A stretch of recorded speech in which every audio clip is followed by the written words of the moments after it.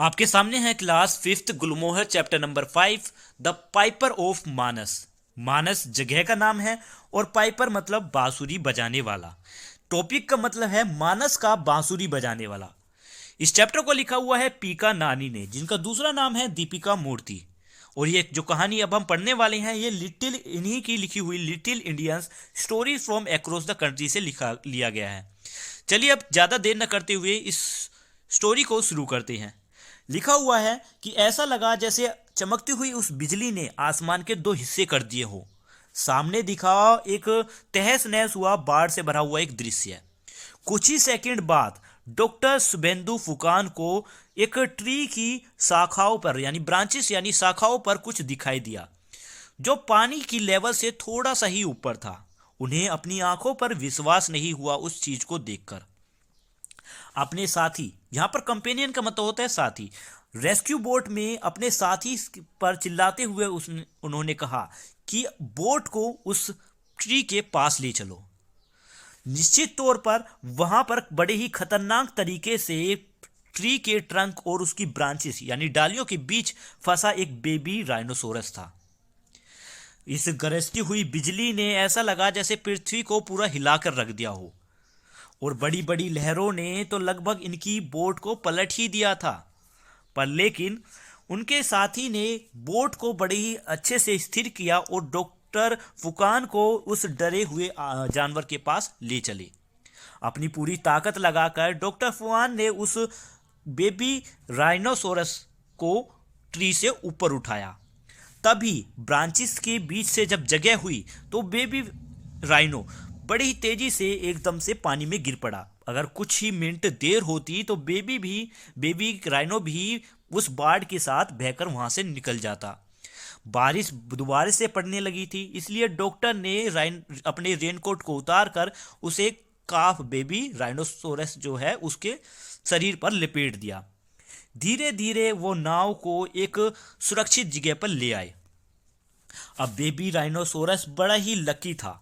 अब लकी क्यों था? क्योंकि हर मॉनसून के सीजन में यहाँ पर ब्रह्मपुत्र नदी बड़ी भर जाती है पानी से और खजीरंगा नेशनल पार्क में लगभग बाढ़ आ जाती है।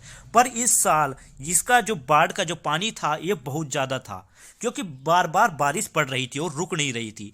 ज़्यादातर खजीरंगा का पार्ट पानी के अंदर था। हंड्रेड्स ऑफ एनिमल्स पानी के साथ बह चुके थे और हो सकता है इनमें से बेबी राइनो की मदर भी इस पानी के साथ बह गई हो। डॉक्टर फुकान एक पशु चिकित्सक थे। यहाँ पर इसका मतलब है पशु चिकित्सक जो जानवरों का इलाज करते हैं। तो ये ऐसे ही पशु चिकित्सक थे जो असम से यहाँ पर असम की एक वेल नोन एक जानी मानी जगह नेशनल पार्क है मनास, वहां से यहाँ पर एक रेस्क्यू ऑपरेशन में मदद करने के लिए आए हुए थे। अपने कैंप में जाने के बाद उन्होंने उस राइनो काफ को बड़े ही अच्छे से उसकी जांच की। उसे ज़्यादा कोई इंजरी नहीं पहुंची थी, कोई गंभीर परेशानी नहीं हुई थी, गंभीर चोट नहीं पहुंची थी। बट लेकिन उस बेबी काफ को करीबन 48 आवर्स तक यानी 2 दिनों तक अच्छे से नज़र रखनी थी उस पर। फिर एक निर्णय लेने के बाद डॉक्टर फुकान ने यह निश्चय किया कि कुछ नेसेसरी परमिशन लेने के बाद वो अपने साथ इस राइनो को मनास लेकर आ गए। यानी डॉक्टर फुकान ने कुछ नेसेसरी परमिशन जो है वो ली और जो राइनो है उसको अपने साथ मनास ले आए अपनी जगह पर। यहाँ पर उनके 2 बच्चे भी थे। डॉक्टर फुकान के 2 बच्चे थे जिनका एक का नाम था अर्नब और दूसरे का नाम था राधिका। ये दौड़ते हुए अपने फादर के पास आए जब इनके फादर घर लौटे थे। बड़ी खुशी से चिल्लाते हुए उन्होंने उस बेबी काल्फ को देखा। अर्नब और राधिका, यहाँ पर अर्नब 10 साल का था और राधिका 5 साल की थी, और इन्होंने यहीं पर जानवरों के साथ रहते हुए अपनी जिंदगी बिताई थी और इनके साथ ये बड़े ही अच्छा महसूस भी करते हैं। तभी the baby rhino look at them, baby rhino जो था उन दोनों बच्चों को बड़े ही ध्यान से अपनी छोटी छोटी बटन जैसी आंखों से देख रहा था। तब राधिका उसको देखकर कहती है, देखो इसकी कितना स्वीट है ये राइनो, इसकी छोटी छोटे कानों को देखो। तभी अर्नव कहता है इसकी छोटी सी नोक को देखो जिसमें छोटा सा गड्ढा भी है। तभी उनके फादर इन्हें बताते हैं अपने बच्चों को कि ये वही जगह है जहां पर इसका होर्न यानी सींग ग्रो होने वाला है, यहाँ पर इसका सींग निकलेगा। फिर और भी बात कहते हैं, अपनी बात को जारी रखते हुए कहते हैं कि आफ्टर ऑल ये एक ग्रेट वन हॉर्न राइनोसोरस है। डॉक्टर फुकान उसे एक स्टेबलाइजेशन सेंटर ले गए। स्टेबलाइजेशन सेंटर एक ऐसी जगह है जहां पर जानवरों का इलाज किया जाता है, उनकी देख रेख की जाती है, उनका ट्रीटमेंट किया जाता है। तो डॉक्टर फुकान उसे स्टेबलाइजेशन सेंटर में ले गए जहां पर उसको परखा गया, उसकी जांच की गई और घर को वो उसे लेकर करीबन शाम को वापस लौटे। वापस लौटने के बाद वो बड़े ही परेशान थे। अब वो परेशान क्यों थे ये भी आगे पता चलेगा। यहाँ लिखा हुआ है कि जो अर्नब है उनका बेटा, उन्होंने अपने फादर से पूछा। यहाँ पे ड्यूटा का मतलब होता है फादर, ठीक है। यहाँ पर लिखा भी हुआ है कि असम की लैंग्वेज में फादर को ड्यूटा कहा जाता है। तो अर्नब अपने फादर को पूछते हैं कि आखिर समस्या क्या है, क्या ये कोई समस्या राइनोसोरस के लिए है कि राइनोसोरस को कोई परेशानी है। तो उनके फादर मना कर देते हैं कि ऐसा कुछ नहीं है, बस उस राइनो को थोड़ा समय चाहिए ठीक होने के लिए। पर लेकिन डॉक्टर फुकान असलियत में चिंता में ही थे राइनोसोरस को लेकर, क्योंकि अभी तक बेबी राइनो शोक में था।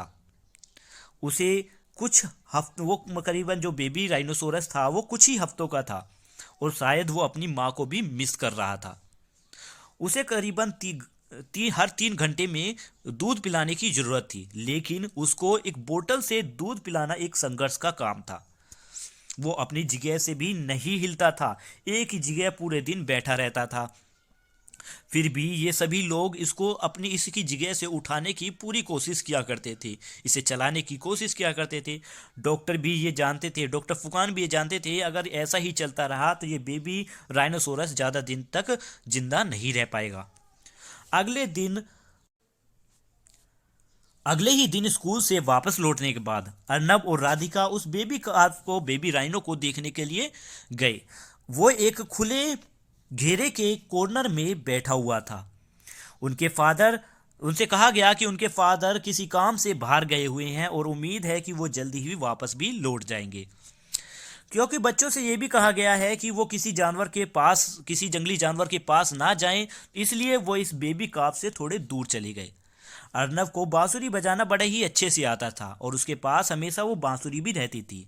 आज फिर उसने वो बांसुरी बजानी शुरू की, एक नई धुन बजानी शुरू की जो उसने आज ही सीखी थी।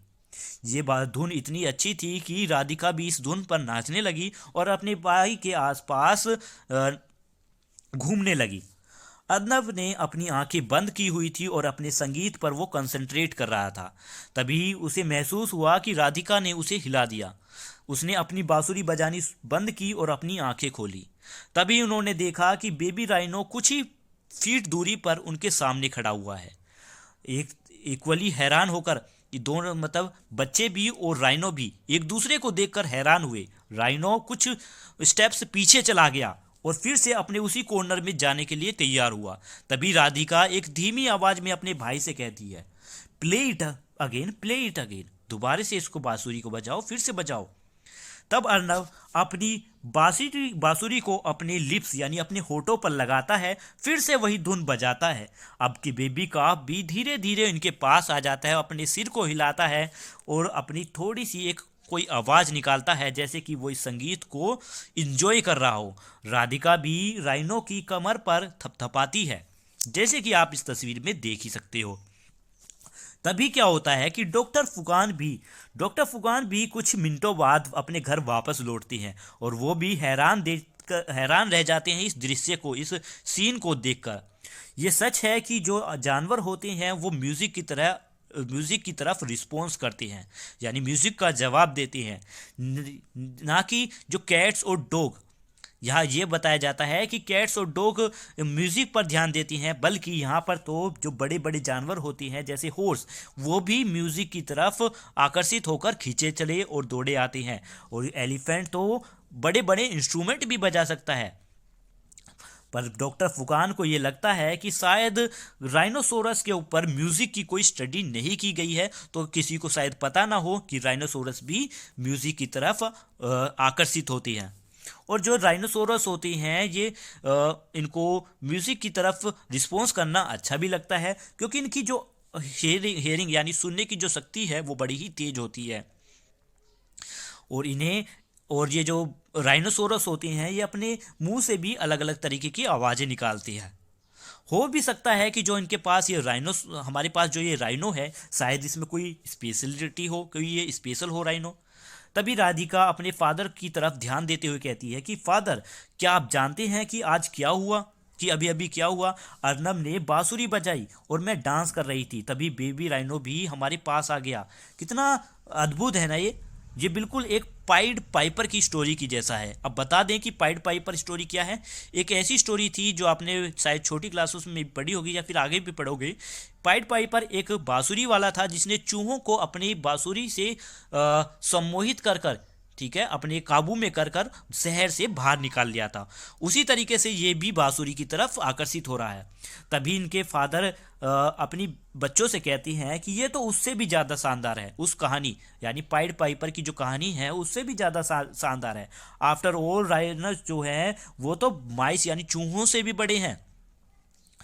तभी चिल्ड्रंस भी उस बेबी काफ का नाम रखने का फैसला करती हैं। उस बेबी काफ का नाम ये बाही रखती हैं। बाही का मतलब होता है बैम्बू फ्लूट, यानी बैम्बू से बनी हुई एक बांसुरी। ये असेमिया लैंग्वेज में इसका मतलब है। डॉक्टर फुकान को ये महसूस होता है कि बाही यानी बेबी काफ यानी बेबी राइनो को वापस सही करने का तरीका यही है। अर्नब और राधिका भी बड़े ही एक्साइटेड फील कर रहे थे उस बेबी राइनो को सही करने की मदद करने के लिए। अर्नब हर रोज बाही के लिए बांसुरी बजाता और राधिका उसको खाना खिलाती। बेबी राइनो अब इस चीज का आदी हो चुका था कि हर टाइम जब भी अर्नब बांसुरी बजाता तो वो दौड़ा चला अर्नब के पास पहुंच जाता और फिर राधिका की तरह, जैसे कि अर्नब के आसपास राधिका नाचा करती, वैसे ही ये बार बार राधिका की तरह ही उसके अर्नब के चारों तरफ चक्कर लगाता, जैसे कि वो इस संगीत पर नाच रहा हो। इस तरीके से ये कहानी यहाँ पर आज खत्म होती है। वीडियो अच्छी लगी है तो लाइक जरूर करना और thank you. Have a nice day. Bye bye.